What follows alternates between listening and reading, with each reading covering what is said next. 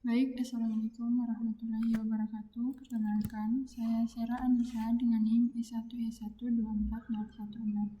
Nah, pada kesempatan kali ini saya akan menjelaskan mengenai codingan saya, yaitu tugas mandiri machine learning, penggunaan penerapan transfer learning. Nah, di bagian sini datanya itu berawal dari Kaggle. Datasetnya yaitu snake breed classifier using transfer learning. Identify different breed of snakes. Kemudian dari Kaggle itu kita langsung hubungkan ke Google Colab, yaitu dengan menggunakan pip install min Kaggle Hub. Untuk Google Hub itu berfungsi untuk download dataset langsung dari Kaggle tanpa upload manual. Selanjutnya kita akan mengimport Kaggle Hub atau menggunakan Kaggle Hub. Setelah itu kita akan mendownload versi terbaru dari dataset yang sudah kita tentukan sebelumnya. Berdasarkan data tersebut, besar ukuran datanya itu ada sekitar 2,34 GB.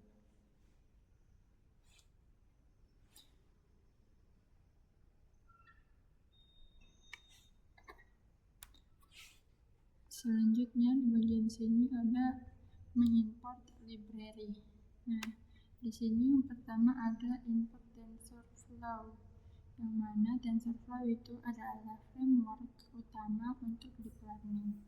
Selanjutnya ada MobileNet V2, yang mana MobileNet V2 itu merupakan salah satu algoritma dari CNN, yang mana bisa dipakai untuk ukuran yang kecil. Kemudian ini juga merupakan algoritma yang cepat untuk di training. Lalu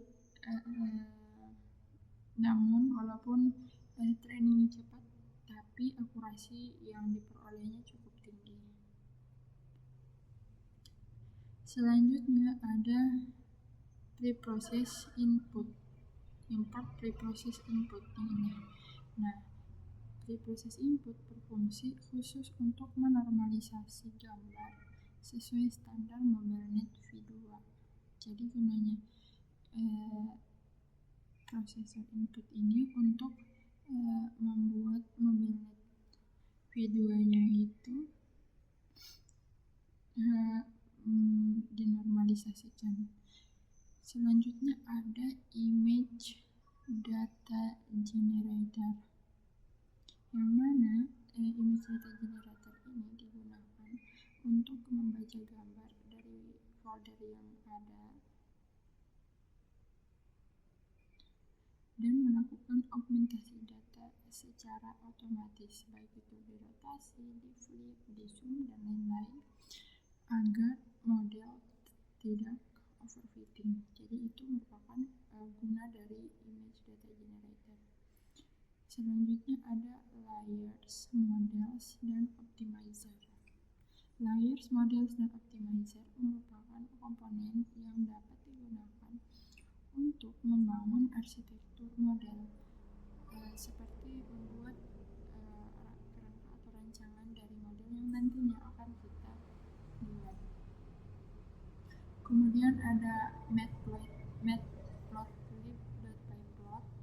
Ini digunakan untuk memvisualisasi grafik akurasi atau loss pada conversion matrix. Kemudian ada NumPy. NumPy itu dia banyak digunakan di codingan.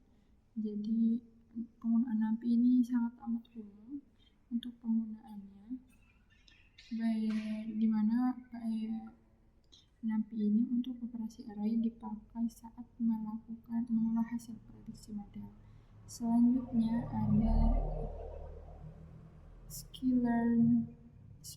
sklearn matrix, yang mana sklearn matrix ini menyediakan fungsi confusion matrix dan classification report.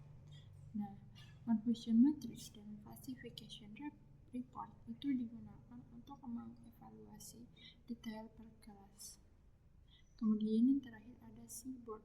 Nah, Seaborn ini digunakan untuk memvisualisasi berbasis Matplotlib. Nah, ini biasa digunakan untuk membuat heatmap confusion matrix yang lebih rapi dan berwarna. Nah, sebenarnya dua ini itu digunakan untuk confusion matrix dan application data. Nah, selanjutnya di sini kita akan melihat kembali isi folder dataset.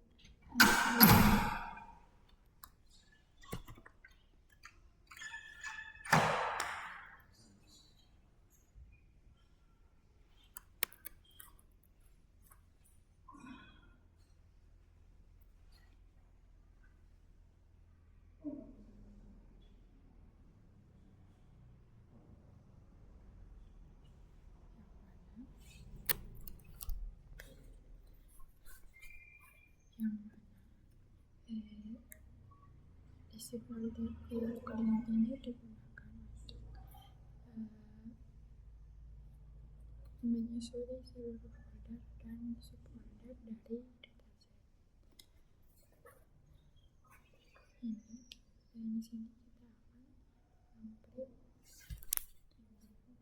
Di sini kita akan memprint jumlah file di setiap folder untuk memahami struktur dataset. Untuk melihat apakah terbagi train file test atau per kelas dalam satu folder. Nah, step ini penting karena struktur folder merupakan menentukan cara kita load data di blok berikutnya.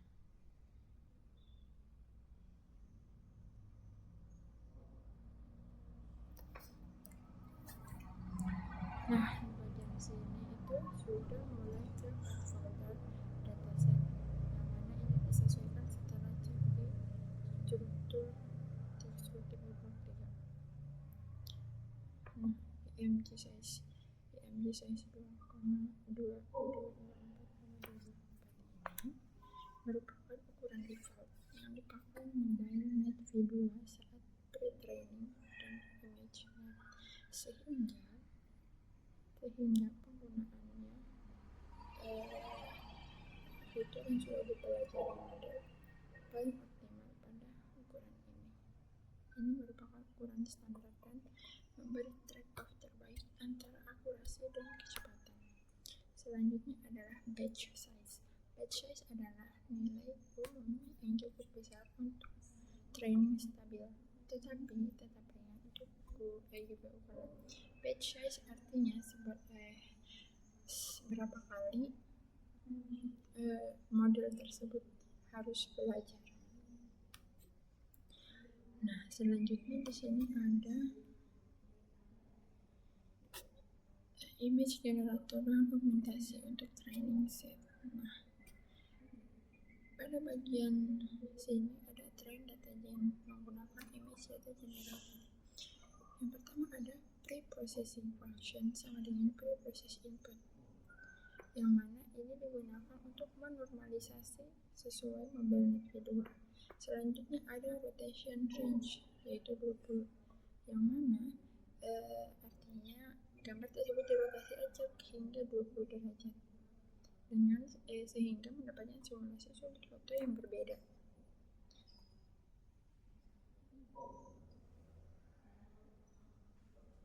Selanjutnya ada width difference, yaitu menggeser horizontal sebanyak 10% dari variasi posisi objek. Kemudian ada height difference, yang artinya menggeser vertikal sebanyak 10% dari posisi objek aslinya. Kemudian ada horizontal flip through, artinya bisa dilihat dari posisi yang berbeda. Kemudian ada zoom range, yang mana zoom in zoom out-nya itu 20% dari variasi jarak kamera. Selanjutnya ada foundation split, yang mana 20% data dipakai untuk validasi. Kemudian ada generator untuk training. Train generator again problem directory. Ini menggunakan kelas mode kategorikal karena multicast lebih dari 2 kelas.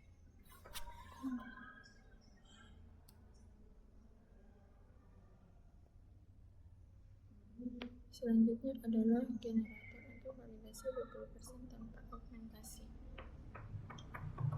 Kalau generator training sama datagen.follow from directory. Di bagian sini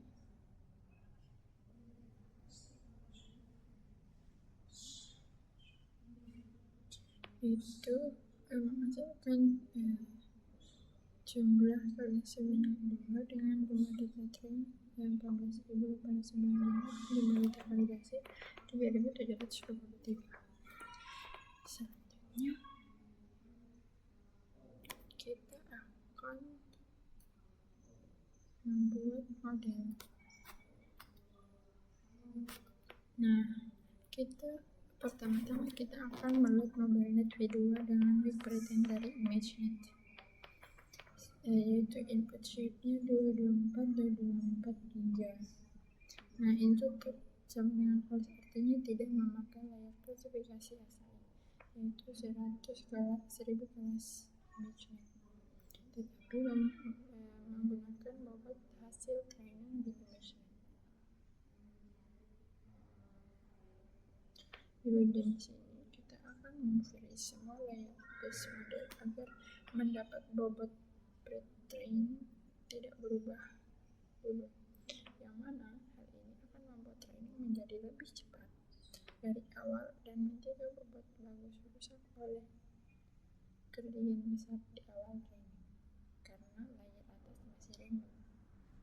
Nah, selanjutnya kita akan membuat model baru di atas base model.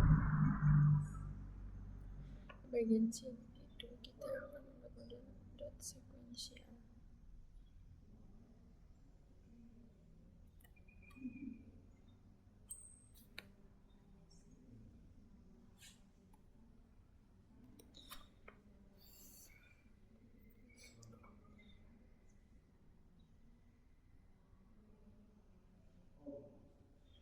Nah,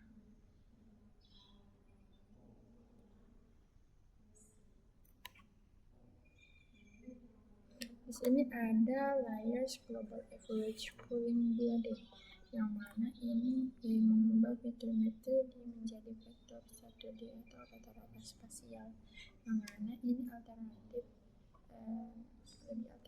dari flatten yang lebih ringan parameternya dan mengurangi risiko overfitting.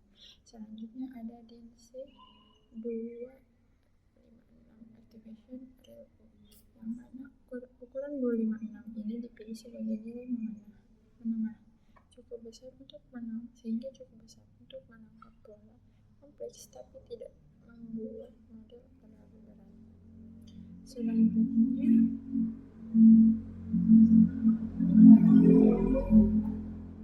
drop out 0,3 atau 30%, yang mana ini akan mengurangi overfitting dengan menggunakan neuron acak.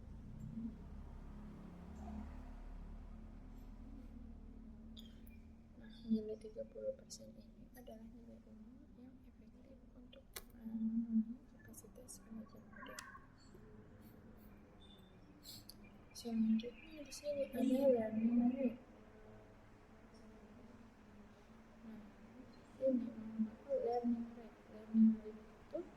Learning rate-nya adalah 0,001, yang mana pada 0,001 ini nilai default Adamnya yang terbukti bekerja sangat baik dengan banyak kasus seperti di awal sebelumnya. Kemudian ada loss categorical consentropy, di mana ini adalah low standard untuk klasifikasi multiclass. Selanjutnya di bagian sini ada epoch epoch stage. Ini sama epoch stage 1 sama dengan 10. Artinya jumlah epoch awal untuk layer baru menyesuaikan capital database itu sebanyak 10. Nah, model bit ini artinya proses training model training, di mana model akan melihat seluruh data train sebanyak 10 kali sambil dievaluasi di data validasi setiap akhir epoch. Nah, ini merupakan proses epoch-nya ada epoch 1 sampai 10.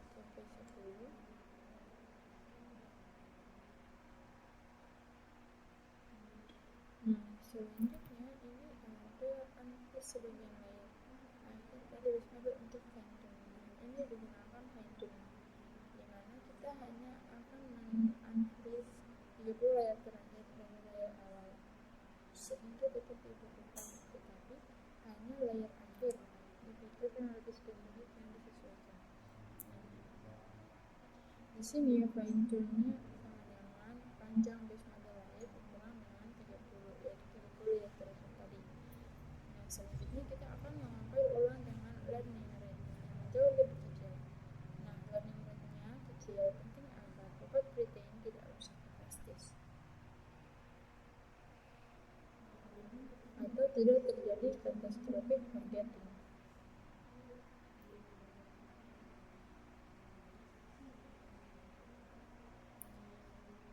Nah, di sini memang learning rate-nya itu sebesar 0,00001, artinya 100 kali lebih kecil daripada tahap yang pertama. Nah, ini sebenarnya sangat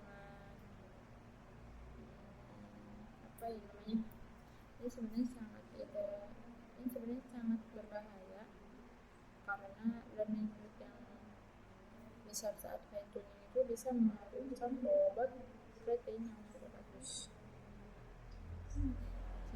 Selanjutnya epoch stage yang kedua itu menggunakan 5 epoch saja, karena fine tuningnya butuh epoch lebih sedikit, karena di awal itu model sudah belajar cukup baik, sehingga hanya butuh 5 epoch saja. Selanjutnya epoch yang selanjutnya kita akan melihat ini tuh proses dia epoch dari epoch 1 sampai epoch 5.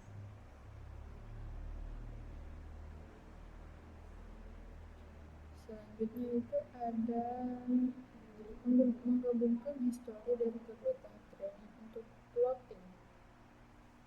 Nah, di sini kode-kode ini akan digunakan untuk membuat plot akurasi dan loss, yang mana ini akan membantu kita melihat apakah model itu overfitting atau underfitting. Yang mana overfitting itu artinya jika train akurasi jauh lebih tinggi dibanding train validation, dan underfitting itu jika keduanya rendah. Nah,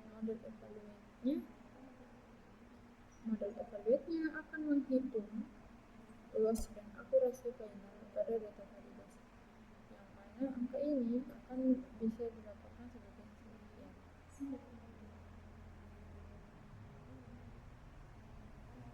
Nah, di sini ada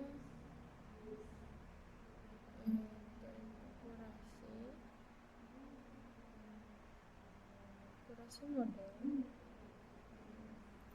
yang mana di sini itu akurasi dari validasi hasil akhirnya itu ada sebesar 84,72%. Nah, akurasi ini sudah cukup lumayan, karena melihat dari grafiknya bahwa ini tidak overfitting maupun underfitting, karena dia menunjukkan hasil yang cukup baik untuk hasilnya, yang mana di sini itu tidak dan akurasinya tidak tinggi sekali dan validasi akurasinya tidak rendah sekali. Itu yang berbahaya. Namun jika seperti ini saya rasa tidak berbahaya dan cukup. Selanjutnya di bagian graphic loss model, bagian training loss itu cukup tinggi, namun lama kelamaan dia menjadi turun walaupun ada beberapa yang tiba-tiba naik, tapi kemudian turun kembali. Kemudian di bagian validation loss-nya dia memang ada sedikit peningkatan dan penurunan dari validation loss-nya, namun sepertinya ini tidak apa-apa. Selanjutnya ada mereset generator validasi ke awal agar prediksi urut dari awal. Nah, ini itu kalau generator dataset itu digunakan untuk mengembalikan generator ke posisi awal sebelum diprediksi. Nah, kalau tidak, maka urutan gambar dan label tidak akan bisa sinkron, atau itu dia tidak akan bisa diurut dari atas hingga bawah, seperti itu. Selanjutnya ada prediksi cuma data validasi, yang mana menggunakan model prediksi untuk menghasilkan probabilitas setiap kelas di setiap gambar. Nah, di mana ya predprod ini itu digunakan untuk menghasilkan probabilitasnya di setiap kelas. Kemudian kita akan mengambil indeks kelas dengan probabilitas tertinggi menggunakan YPRED kemudian NP Argamax.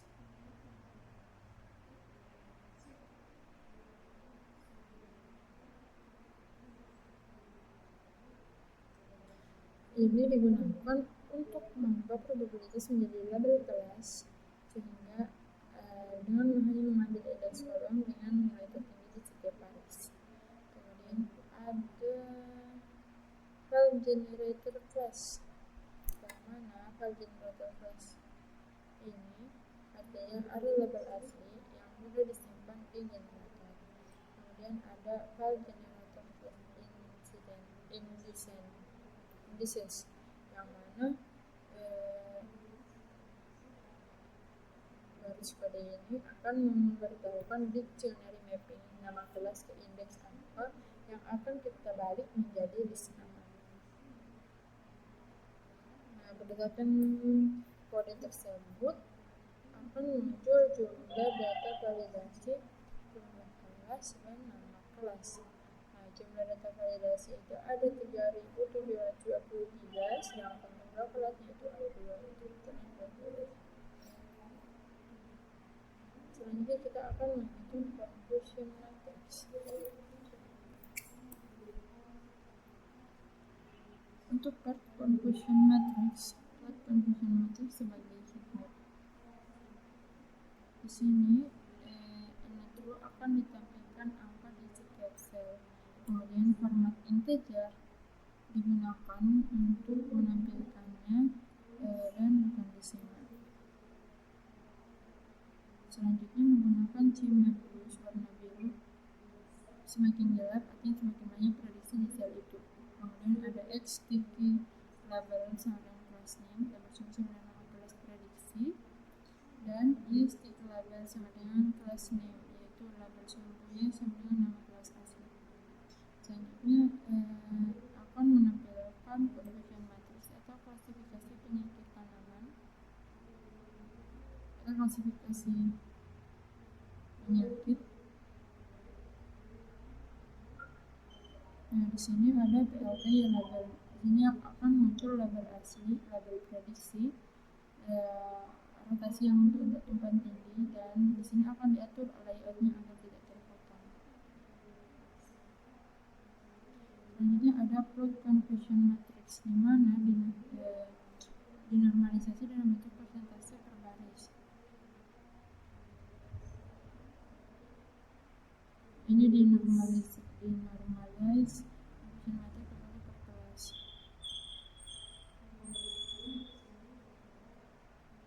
Nah, untuk classification report menghasilkan akurasi sebanyak 85%, dan kalkulasi ini seperti ini. Kemudian ada jika kalkulasi kelas penyakit tanaman yang mana, di sini akan ditampilkan kelas penyakit. Sini kalkulasi cukup tinggi, 99,6%. Nah, mungkin itu saja yang dapat saya sampaikan. Lebih dan kurangnya mohon dimaafkan. Saya tidak mengucapkan wabillahi taufiq wal hidayah. Assalamualaikum warahmatullahi wabarakatuh.